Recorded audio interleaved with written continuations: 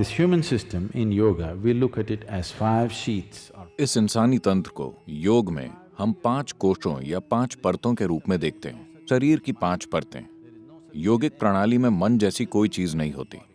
सब कुछ शरीर के तौर पर ही देखा जाता है, क्योंकि हम इसे रूपांतरण की तकनीक के तौर पर देख रहे हैं। इन्हें कहते हैं अन्नमय कोश, मनोमय कोश, प्राणमय कोश, विज्ञानमय कोश और आनंदमय कोश।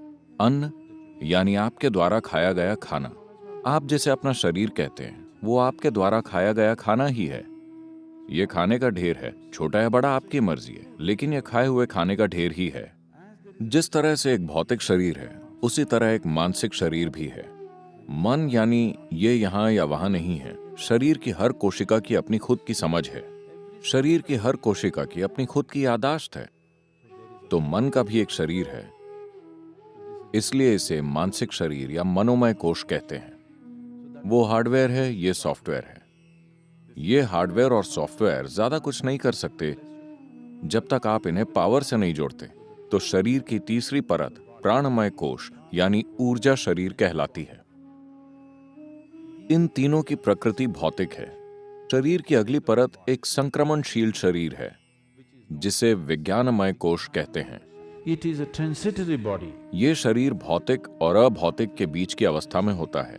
इसमें भौतिकता के कोई भी गुण नहीं होते, लेकिन साथ ही ये पूरी तरह से अभौतिक भी नहीं बना है। 5वां शरीर आनंदमय कोश कहलाता है। अंग्रेजी में इसे ब्लिस बॉडी कहते हैं। आनंदमय कोश का मतलब ये नहीं है कि आपके भीतर एक आनंद का बुलबुला है। हम इसे आनंदमय कोश इसीलिए कह रहे हैं क्योंकि हम जब भी इसे छूते हैं, हम आनंदित हो जाते हैं, इसलिए हम इसे आनंदमय कोश कह रहे हैं। आनंद इसका स्वभाव नहीं है, लेकिन हमारे लिए यह आनंद पैदा करता है। It is a non-physical dimension. ये एक अभौतिक आयाम है जो हर उस चीज का स्रोत है जो भौतिक है। अगर आप भौतिक शरीर, मानसिक शरीर और ऊर्जा शरीर को एक सीध में और संतुलन में ला सकें, तो आपको कोई भी शारीरिक या मानसिक बीमारी नहीं होगी।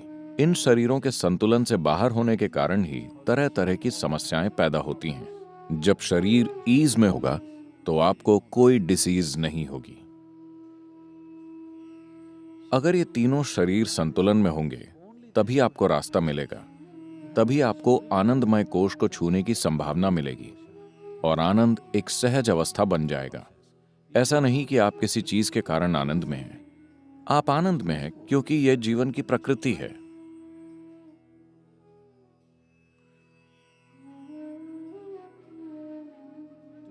अच्छी सेहत के लिए आपको 3 बुनियादी बातों का ध्यान रखना होगा: भोजन, गतिविधि और आराम। जब भोजन की बात आती है, तो सबसे जरूरी यह है कि आपको सजग रहना होगा कि किसी खास दिन में आपने जो भोजन खाया, आपने जो भी खाया हो, आपको इस बात पर ध्यान देना चाहिए कि वो कितनी जल्दी हजम हुआ और आपका हिस्सा बन गया। कोई भी खाना जो आप खाते हैं, अगर वो पेट में 3 घंटे बाद भी बैठा रहता है, तो इसका मतलब है कि आपने गलत चीज खाई है। आपको वो चीज खाने से परहेज करना चाहिए या उसकी मात्रा घटा देनी चाहिए। अगर भोजन 3 घंटे के भीतर आपके अमाशय या स्टमक बैग से बाहर हो जाए, तो इसका मतलब है कि आपने ऐसी चीज खाई है जिसे आपका सिस्टम आसानी से संभाल सकता है। शायद वो खाने के लिए सबसे अच्छी चीज न हो, लेकिन आपका सिस्टम उसे संभाल पा रहा है। और एक समय के भोजन और दूसरे समय के भोजन के बीच अगर आप 5 से 6 घंटे की स्पष्ट दूरी रखते हैं और उस बीच कुछ नहीं खाते, तो आप देखेंगे कि शरीर में सफाई की प्रक्रिया काफी अच्छे से होगी। कोशिकाओं के स्तर पर सफाई होगी, और कोशिकाओं के स्तर पर होने वाली सफाई सेहतमंद जीवन के लिए सबसे ज्यादा महत्वपूर्ण है। तो 2 समय के भोजनों के बीच कम से कम 5 से 6 घंटे की दूरी होनी चाहिए। अगर आपकी उम्र 30 से अधिक है, तो आपके लिए दिन में 2 बार भोजन, 2 बार अच्छे से भोजन करना काफी होगा। एक बार सुबह और एक बार शाम को। शाम का भोजन बिस्तर पर जाने से कम 3 घंटे पहले हो जाना चाहिए।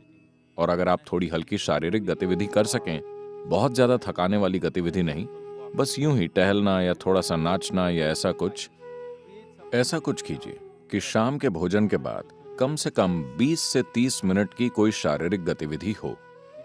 अगर आप ऐसा करते हैं, तो आपका शरीर काफी हद तक सेहतमंद रहेगा।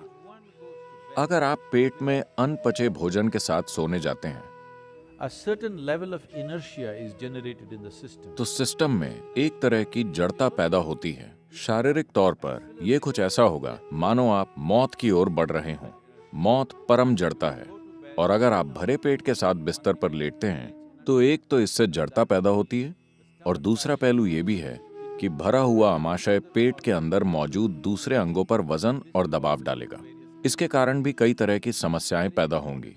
जब भी आप सोने के लिए लेटते हैं, ये बहुत जरूरी है कि खाना स्टमक बैग से निकल चुका हो ताकि ये हल्का हो। चूंकि आप सोते समय करवट लेते रहते हैं, इसके कारण दूसरे अंगों पर दबाव नहीं पड़ना चाहिए। जहां तक शारीरिक गतिविधि की बात है, इतने कम समय में मैं आपको कोई लंबी चौड़ी कसरत नहीं बताने वाला।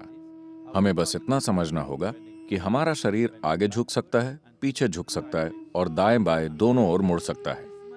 इतनी शारीरिक गतिविधि जरूर होनी चाहिए। आप चाहे इसे जिस भी रूप में करें।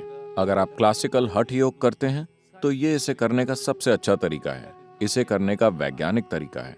अभी अगर ये आपके जीवन में नहीं है तो आप ख्याल रखें कि आप हर दिन किसी न किसी तरह अपने शरीर को आगे झुकाएं, पीछे झुकाएं, दाईं और बाईं ओर मोड़ें और उकड़ू होकर बैठें ताकि रीढ़ की हड्डी को स्ट्रेच किया जा सके। किसी को हर दिन कम से कम इतना तो करना ही चाहिए। इस तरह सारा सिस्टम सेहतमंद रहेगा, खास तौर पर स्नायु तंत्र या न्यूरोलॉजिकल सिस्टम, जो कि उम्र बढ़ने के साथ कमजोर होने लगता है। किसी इंसान को कितना आराम करना चाहिए, ये बात कई चीजों पर निर्भर करती है। एक अहम चीज ये है कि इंसान किस प्रकार का और कितनी मात्रा में भोजन करता है। जब मैं भोजन के प्रकार की बात करता हूं, तो आपको भोजन के साथ प्रयोग करके देखना चाहिए कि किस तरह का भोजन सबसे ज्यादा भारीपन का एहसास लाता है और किस तरह का भोजन आपको चुस्त रखता है। अगर आप इस बात का ख्याल रखें कि आपके भोजन का कम से कम 40% हिस्सा ताजे फल और सब्जियां हो, तो आप देखेंगे कि शरीर में हल्कापन आ जाएगा, क्योंकि शरीर को आराम की जरूरत होती है और जरूरी नहीं है कि वो नींद से ही मिले। ज्यादातर लोगों को लगता है कि सोने से ही शरीर को आराम मिलता है। नहीं, बैठे हुए या खड़े हुए भी आप या तो आराम की अवस्था में हो सकते हैं, या बेचैनी की अवस्था में, या जड़ता की अवस्था में। अगर आप एक जीवंत आराम की अवस्था में हैं, जीवन के हर पल में, तो आपकी नींद मात्रा खुद ब खुद कम होती जाएगी।